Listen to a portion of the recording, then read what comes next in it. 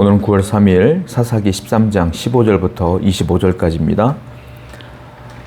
아들을 주겠다는 천사의 말을 이 마노아가 듣게 됩니다. 그리고 너무 기쁜 나머지 그 천사에게 이렇게 얘기를 하여 내가 염소 새끼를 한 마리 잡아다가 당신에게 대접을 하길 원합니다 라고 말을 했어요. 이 질문 자체가 굉장히 어리석은 질문이에요. 그러니까 마노아가 생각할 때는 이 천사가 지금까지 생각하는 것은 하나님이 보낸 천사라고 생각하지 않는 거예요. 그냥 어떤 영험한 사람, 선지자쯤으로 생각하고 있는 거예요. 그러니까 내가 당신이 이 말을 전해준 게 너무 기쁘고 감사합니다. 그러니까 내가 당신한테 염소 한 마리를 잡아다가 식사 대접할게요 라고 말했던 거예요. 자, 15절 보니까 마노아가 여호와의 사자에게 말하되 구하옵나니 당신은 우리에게 머물러서 우리가 당신을 위하여 염소 새끼 하나를 준비하게 하소서. 이게 그 말이에요. 식사 대접하겠다. 그랬더니 천사가 그 마노아에게 이렇게 얘기해요. 16절을 보니까 여호와의 사자가 마노아에게 이르되 내가 비록 나를 머물게 하나 내가 네 음식을 먹지 아니하리라. 번제를 준비하려거든 마땅히 여호와께 드릴지니라. 무슨 소리냐 이 말이야. 무슨 소리야. 그 염소를 가지고 나이가 먹으라고 아니야. 내가 먹을 것이 아니라 이 일을 이루게 하시는 이는 하나님이시고, 그리고 나는 그 소식을 전한 것뿐이니 너는 감사하거든 하나님께 예배를 드려. 그 번제 드리라는 거예요. 이 염소 새끼로 나를 요리해서 주지 말고 그걸 다 번제물로 바꾸어서 하나님께 번제로 드려라 이 말이에요. 여러분, 우리가 어떤 좋은 일들을 만나거나 여러분들에게 기쁜 일을 만나게 되면 항상 사람들은 이것을 이루어진 사람들을 찾을 때가 있고요. 내가 그 일을 잘했으면 운이 좋았어 라고 치부해버리는 경우가 있어요. 아니에요. 여러분들에게 주어지는 모든 일들은 다 하나님이 역사하시는 거예요. 그러니까 우리는 항상 어떻게 해야 돼요? 하나님께 감사하는 삶을 살아야 돼요. 그 어떤 이가 아니라 하나님이 하신 거예요. 누가 날 도와줬기 때문에 감사한 게 아니라 누가 도와준 게 그 사람 때문이 아니라 하나님이 그 사람을 통하여 일해 주신 거야. 그렇게 바라봐야 돼요. 하나님은 여러분들의 모든 인생을 주관하시는 분이잖아요. 그러니까 항상 하나님께 감사하는 삶을 살고 어떤 일이든 먼저 하나님께 감사할 줄 아는 귀한 성도가 되어야 된다라는 거예요. 17절부터 23절을 보게 되니까 두 번째 어리석음을 이 마노아가 천사에게 버리는데 뭐라고 말하냐면 당신의 이름이 무엇입니까? 라고 물어봐요. 아직까지도 이 마노아는 이 천사가 하나님의 천사라는 걸 몰라. 선지자쯤으로 생각하는 거예요. 당신의 이름이 무엇입니까? 왜냐하면 내가 영광을 돌리려고 그래요. 이게 무슨 소리냐면 당신의 이름을 본따서 내 아들이 영험한 어떤 선지자가 우리 집에 와서 이런 예언을 해줬고 내 아들이 태어났다라고 자랑하고 싶은 거예요. 그래서 내가 당신의 이름을 온 백성에게 널리 전파할게요. 이 말이에요. 이 말은. 이게 하나님께 영광 돌린다는 게 아니라 그 천사의 이름을 알아서 천사가 사람으로 보는 거예요. 계속 마노아는. 당신의 그 예언하신 그 당신의 이름을 내가 널리 퍼뜨릴게요 라고 말하는 거죠. 하나님의 놀라운 구원의 계획이 있어요. 그 마노아의 아내에게 아들을 준다고 약속했고 독주를 먹지 말라, 포도주를 먹지 말라, 삭도를 내지 말라, 구원할 거야 라고 다 말했어요. 그러나 아직도 이 부모는 이 하나님의 구원의 계획을 전혀 몰라요. 아직도 몰라. 아직도. 여러분, 하나님의 구원의 계획은 그래요. 사람은 어리석어서요 전혀 알 수가 없어요. 여러분들의 인생 가운데 어렵고 힘든 일이 벌어지지만 분명히 믿어야 될 것은 하나님이 이 어려움에서 나를 건져 주실 것이다 라고 믿으셔야 된다.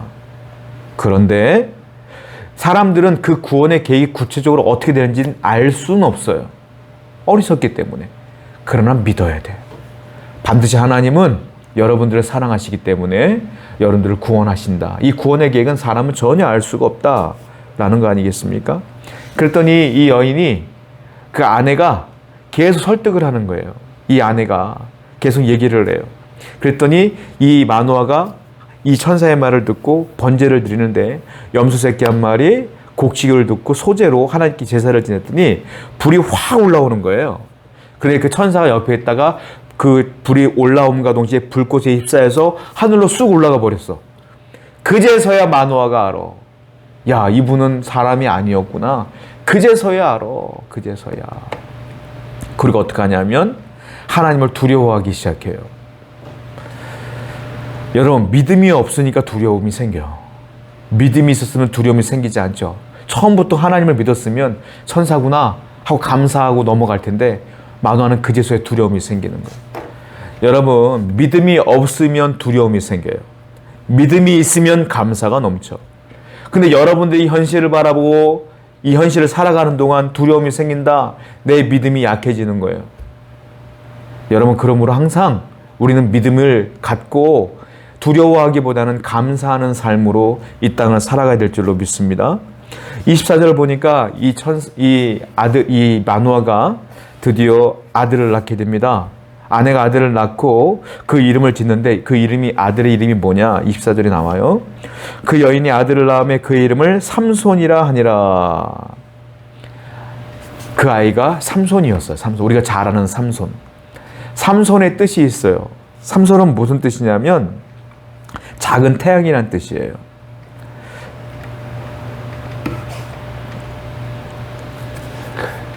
자, 삼손의 이름은 작은 태양인데 왜 그 뜻을 작은 태양이라고 줬냐면 삼손이 살던 고향인데 마하네단이라는 곳인데요. 마하네단 근처에 베세메스라는 곳이 있어요. 베세메스는 태양의 집이란 뜻이에요. 그게 무슨 말이냐면 그 당시 그 주위의 사람들은 태양신을 섬겼어요. 태양을 섬겼어. 그러니까 베세메스는 그 태양신을 섬기는 중심지였던 거예요. 그 마하네단 바로 옆에 있었던 거예요. 삼손의 고향 옆에. 그래서 이 마노아도 이 태양 중심지, 태양신을 섬기는 중심지하고 고향이 가깝기 때문에 삼손이라는 이름을 지은 거예요. 작은 태양이라고. 그러니까 하나님의 이름의 뜻은 하나님의 마음에 합한 마음의 뜻을 담은 이름은 아니에요. 우상 숭배에 가까운 이름이 삼손이에요, 사실은. 그런데도 불구하고 하나님은 약속했기 때문에 그 부모가 어떤 신앙이고 어떤 믿음이 있는지 상관하지 않아. 하나님은 그 삼손을 통하여 일하기 시작하는데 24절, 25절에 뭐라고 써있습니까? 그 아이가 자라매 여호와께서 그에게 복을 주시더니 복을 주시기 시작해요. 소라와 에스다올 사이 마하네단에서 여호와의 영이 그를 움직이기 시작하니라. 마하네단, 삼손의 고향에서 드디어 여호와의 영이, 성령이 첫 번째 임하시면서 그를 움직이기 시작한다. 이스라엘 전체로 보았을 때 마하네단은 작은 동네고요. 마하네단 옆에 있는 그 마하네단에서 태어났던 그 삼손은 정말로 점과 같은 존재겠죠. 그러나 성령이 그에게 임하기 시작해요. 그리고 이스라엘 전체가 태동하기 시작하는 거예요. 아무도 눈치 못 채. 그래, 하나님은 일하기 시작해. 여러분, 하나님은 이렇게 일하십니다. 우리가 알지 못할 때 이미 일하기 시작하셔요. 구원의 역사는 성령을 통해 일하기 시작합니다. 성령이 임하시면 놀라운 태동이 일어나고 변화가 일어나기 시작하는 거예요. 하나님의 영이 여러분에게 임하십니다. 아니, 임하고 계십니다. 임하셨어요. 여러분의 삶에 특별한 변화가 일어나기 시작한다는 것을 굳건히 믿으며 승리를 소망하는 여러분 되기를 축원드립니다. 기도합시다. 하나님, 믿음 없는 자와 같이 두려워하지 아니하며 믿음을 갖고 감사하며 살아가는 자가 될 수 있도록 인도하여 주옵소서. 하나님의 구원은 우린 모릅니다. 그러나 반드시 구원하심이 있을 것을 굳건히 믿으며 살아갈 수 있도록 인도하여 주옵소서. 예수님의 이름으로 기도드렸습니다. 아멘.